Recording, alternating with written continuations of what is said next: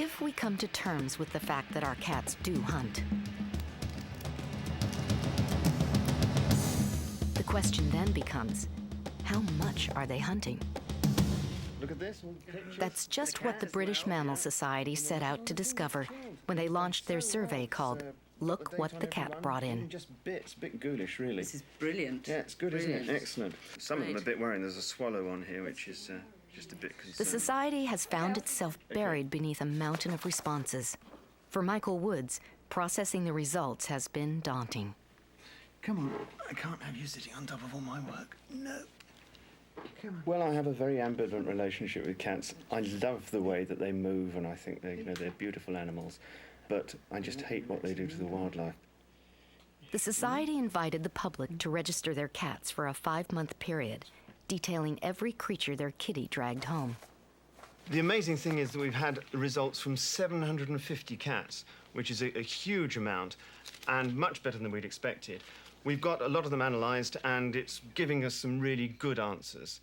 And some of them are real big killers. There's some big killer cats out there, and they're causing quite a lot of mayhem. If you extrapolate up to the number of cats we have in Britain, which is around about 7 million, and that's just the tame ones, the wild ones are on top of that, then we're looking at something around 200,000 mice are killed every year by cats. And then we have voles, and then after that, shrews. The mice are interesting because a lot of people think we don't need mice, because they can be a pest and a problem, and particularly if they get into the house. But mice are very important, along with the other small mammals, as prey species for our natural predators. Then if we turn to the information we've got about cats, we find that a third of them approximately wear bells. Wearing bells seems to make almost no difference at all to the amount of prey that they catch. They still go out and catch just as much. And colour of cats seems to make a difference. White cats appear to catch a lot less than some of the other more camouflaged cats. And I guess it's colour that does that, particularly at night if they're hunting at night. The survey's certainly shown that however much you feed a cat, it makes no difference at all. And the cat feeds, and it's just as likely to start hunting immediately. Out of 750 cats, one of the biggest killers is Missy, a female cat who lives down in Dorset and who has killed over 7 pages worth of small mammals and birds for us to include in the survey. So she is a real, wicked thing to have out there.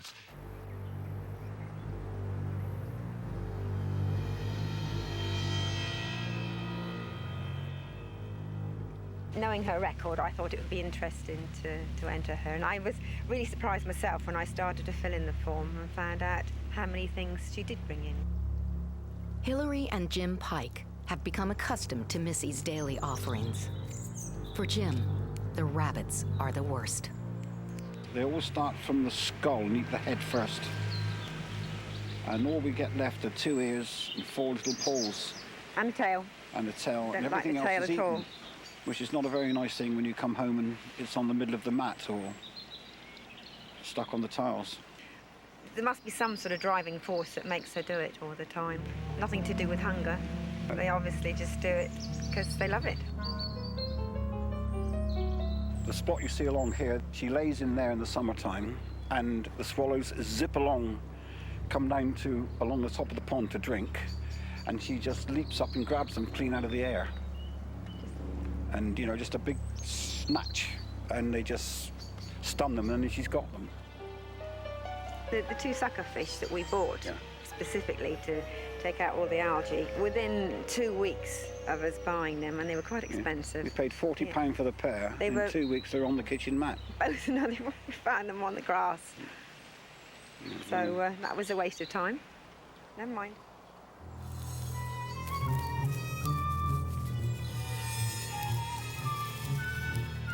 Well, I've been collecting what Missy's brought in for the last 2 weeks, approximately. So, would you like me to show you just a few of the items? Or bodies, I should say. There's a little bird, I'm afraid. Just looks as if he's asleep, but unfortunately, there's one gone. And then this is one of the many mice we have around here. I don't know if you're into gruesome bodies, but that's what can sometimes find something like this when I come home from work. Well, what was it? I'm not quite sure. I think probably a mouse. This is what Missy's brought in less than 2 weeks, so she's quite a hunter. She's really surprised us on the amount of carnage. I've got to say that it's really shocked me when we started counting them up. In the last 2 weeks, she's brought in maybe 30, 36 items, plus maybe another dozen or so that we've let go. And I think that's a little bit too much, really.